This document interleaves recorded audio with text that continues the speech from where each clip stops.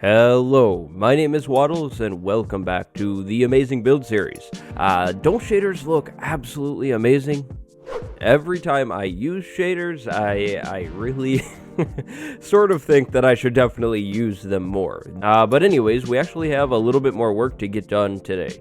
In this week's episode, we'll be going over city features like roads and bridges. If you enjoy this video, or if you've been enjoying the series so far, make sure you drop a like and subscribe so I know that you are liking the series. And as always, if you're looking for 25% off your first month with the server, you're in luck. Use code Waddles with CubeToast for just that.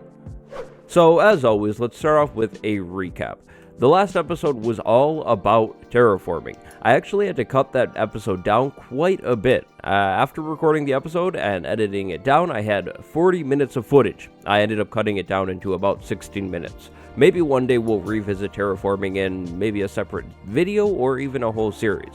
But that was what the last episode was all about. There's a card on screen now, so you can click on that and check that out. But now, I think it's time to take a look at roads. That's a good starting point. So like with most of these Minecraft building things, block palettes. To make a good looking road in your town or just around wherever you're doing things, you'll need to pick a good color palette. For me, I like the look of this brown road, but gray roads are usually pretty easy to do, seeing as there are so many gray blocks in Minecraft. Also, I don't usually recommend building with shaders because it's kind of hard to tell what things are actually looking like. Shaders tend to make everything just look amazing, even if it's just, not quite amazing. But anyways, you do you. So when I'm making a road, I usually start off by just digging out an area where I'd like to lay the road down. I don't start placing any blocks in until I have at least a small segment of my road shaped out. I also tend to prefer roads that are not insanely smooth and even. That's why I'm kind of having some parts of the road pop out and then it's kind of curving just a little bit over this way and then we'll go back over. This isn't the best area for me to showcase what I'm talking about, but you'll see a little later on. Straight roads usually look a little weird, so try and add some curves and variation to your road. So now think about what you want your road to be mostly made out of. For me, I'd like a mostly, probably path block road. So that means I will actually start with the other blocks that I'm using. This time I'll be using planks and coarse dirt. Start by taking one of those blocks and placing it in on the road, just kind of randomly.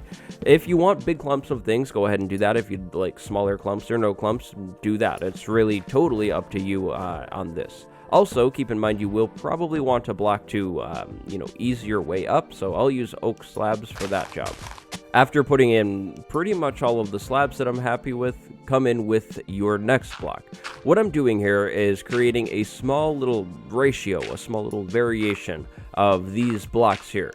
I really don't want my road to be overwhelmingly wooden or overwhelmingly dirt, so I'll place those blocks in first so I can have a good look at, really where everything is. Finally, after placing your lesser blocks, come back in with your main block and fill everything else in.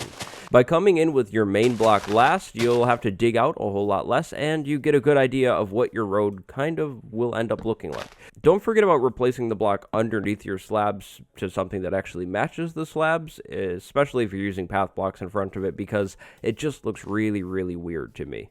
By adding bends and curves to your road, the road will kind of become a little more alive. If you have a straight road cutting right through your town, it's going to look a little boring and just, in my opinion, too clean, unless you're going for a modern city, of course. So make sure you really try and just add a little bit of unnecessary curving in here. This is a good example of what I'm talking about. In here, I could have gone straight through and everything would have worked fine, but that would be a little boring. This segment right here in particular looks really lame, especially when compared to the other segments because it is so smooth and flat. So just pop some of the road in, pop some of the road out, and you should be good. Then again, start off with a block that you don't want too much of in your road and place those down in a random fashion. Then come back in with the next block, so course dirt for me, and place those blocks down, and then finally come back in with your main block last. If you're using more than 3 blocks for your path, well, it's pretty much the same thing. Start with the block you want the least of and finish with the block you want the most of. So that's really it for my road tips. I am going to go ahead and fill in the rest of the road in the town in the same style that I've been doing because I actually really like this feel. We are going for a medieval town, and I think this road really does look worn out and medieval. Okay, so I have all of the roads in now, and I'm pretty happy with how things turned out. On to the next thing that we'll be talking about. The next thing is bridges. Bridges are really fun to do, at least for me. So the thing with bridges is arches. That is the biggest tip that I can give you. Arches always make things look good, at least in my opinion. I'm a big fan of them. So we're going to start off with some blocks that kind of match the buildings in the city so the bridge doesn't stick out like a sore thumb. The bridge is going from here over to our forge that we have over there. I do recommend figuring out, what level you need your bridge on first. So, beforehand, I kind of had this line going across, and that's how you should start with your bridge, so you know where you're putting your bridge. I think I'm going to go for... how about a bridge that curves upwards just a little bit? So we'll start off with like 2 on this level, and then maybe we step up 1 whole block. Start off by really just placing in the floor of your bridge and trying to figure out how you want things to go. So what I mean by this is really what I just did, saying, okay, I want the bridge to curve up just a little bit.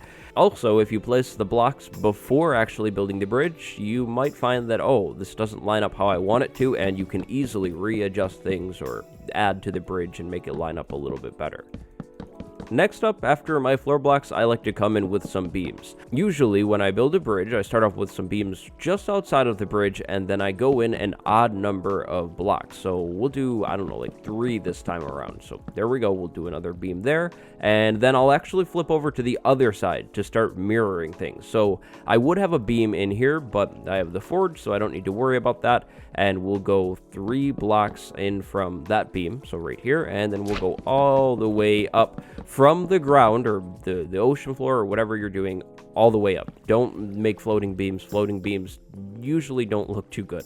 Then it looks like we have a forest space in the middle, so we won't do any beams. That would look weird and will actually kind of be good. Usually for these support beams, I will make them 1 block higher than whatever the floor is. So I have the floor here, the beam 1 block higher. Floor here, beam 1 block higher. Place the beams on all sides and connect them. You can connect them right under the bridge or way down low, but I find that connecting beams make more sense. You want your bridge to look sturdy, and to make the bridge look sturdy, connect your beams and maybe even come in with some stone, preferably for me, cobblestone, and place some kind of support beam at the bottom of your long, tall beams. So these beams are a little tall, so maybe I want, some cement or rock supports at the bottom of them like that. I think that would be good. Now it's time to make this bridge a better arch. So let's go ahead and take out these blocks and place some slabs in here actually, and then we'll go underneath and make sure these slabs actually look thick like that, and then we'll do the same thing over here just to make the bridge easier to travel and of course more of an arch because we love arches here. Now in the middle we can actually do pretty much the same thing and just shorten the underside to create even more of an arched bridge here. Arches can, of course, be created with slabs and stairs. You can also create arches with blocks, just plain old blocks, if you have a large-scale build. But next up, I think I want a little bit more underneath the bridge. So maybe we'll come in with some stone brick here and just go straight across, like all the way into the wall. And we'll do that on both sides. I think that would maybe make the bridge look a little more strong. It does look a little weak in my opinion.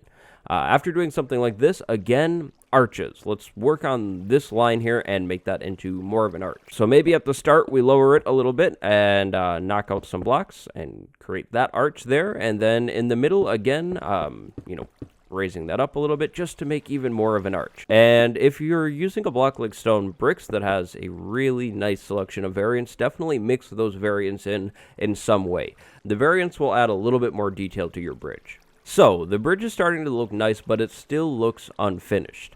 Well, we can fix this by coming up top and placing some railings. When I use spruce wood for the floor, I usually end up using oak wood for the railings. I think oak and spruce mix really well together.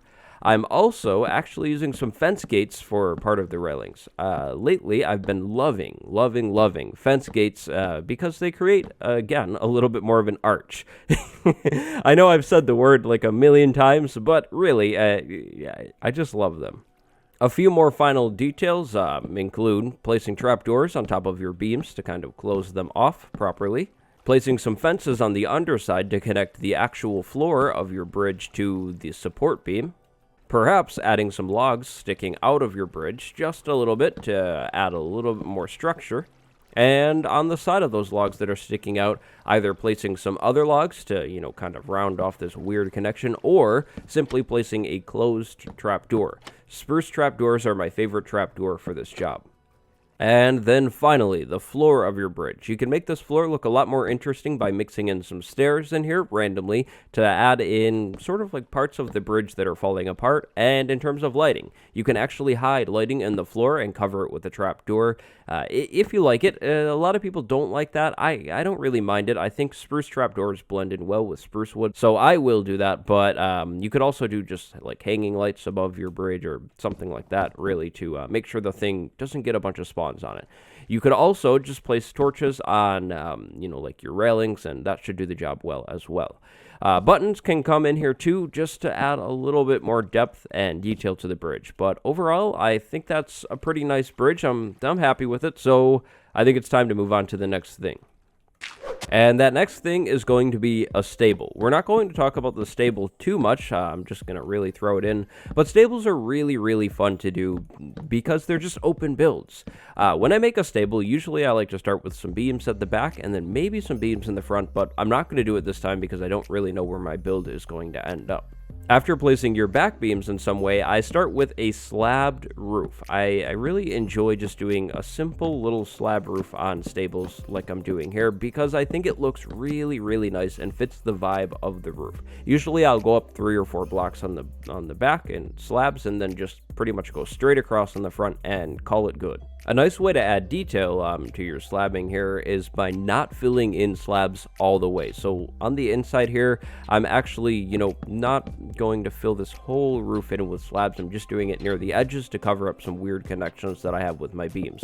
You will probably also want some beams on the front of your build, which could create an awkward situation like I have here. To fix that, usually I'll just go ahead and place some more slabs in the front, a little lower to just completely block out the weird connections going on.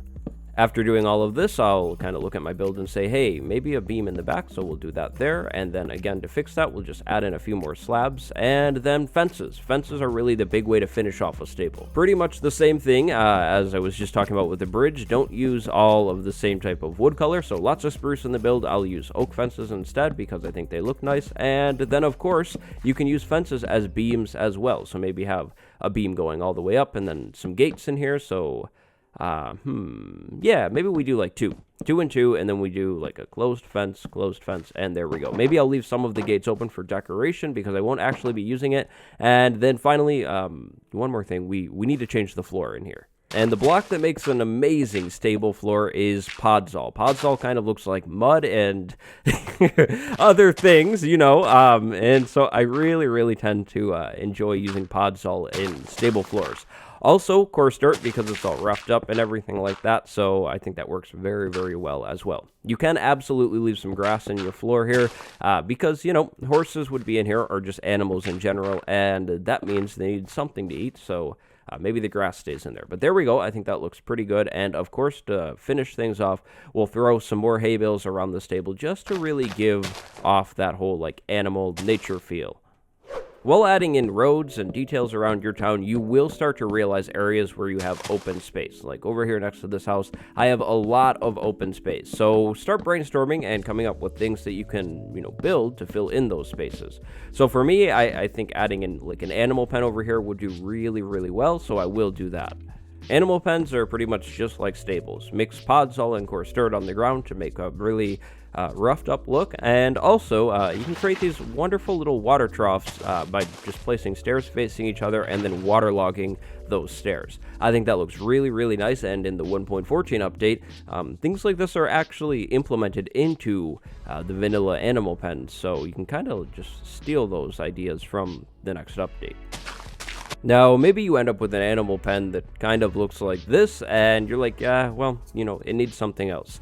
Maybe try adding a canopy on this thing. Canopies are pretty easy to do, just grab some wool. Usually I'll go white and then one other color because I like to make stripes, and we'll start off with something like this at the back of wherever this canopy will be.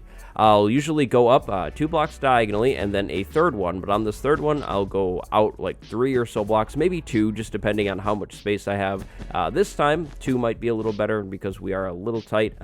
But yep, something like that. Then at the bottom, on the back on each corner, I'll replace a fence with some kind of more solid blocks, and you will need to think about animals getting out, so maybe you'll need to, do some more fence work around there. Just keep it in mind, and then on the front, I will go all the way down with fences just to create more support out front. It might be a good idea to switch whatever fence color you're using if things really aren't working. Over here I have just a little too much spruce, so I'll switch these fences out for oak ones, and then we're probably pretty much good to go. This is another instance where I like to use fence gates to add even more support to what I'm building. But that's actually about all that we will be going over in today's episode. For the most part, our town is pretty much done now. If you do take a look, though, we do have some empty areas, like over here next to this house and over here in this little plaza area, and that is exactly what we will be talking about in the next episode that very well might be the last episode of this series. I don't really want to stretch things on too long if I don't need to, so yeah, that's what I'm kind of thinking and what I'm counting on. And on the next episode, there will probably be a world download as well, so keep your eyes out for that. My name is Waddles, and of course, if you enjoyed the video, please help me out, drop a like and subscribe. I've been having a lot of fun doing this series, so thank you guys for all of your support. But with all of that being said, I think that's just about it for now. On the end slide will be the series playlist, and in the description will be a link to the shaders that I have been using on and off in this video. Thanks for watching. Goodbye, everybody.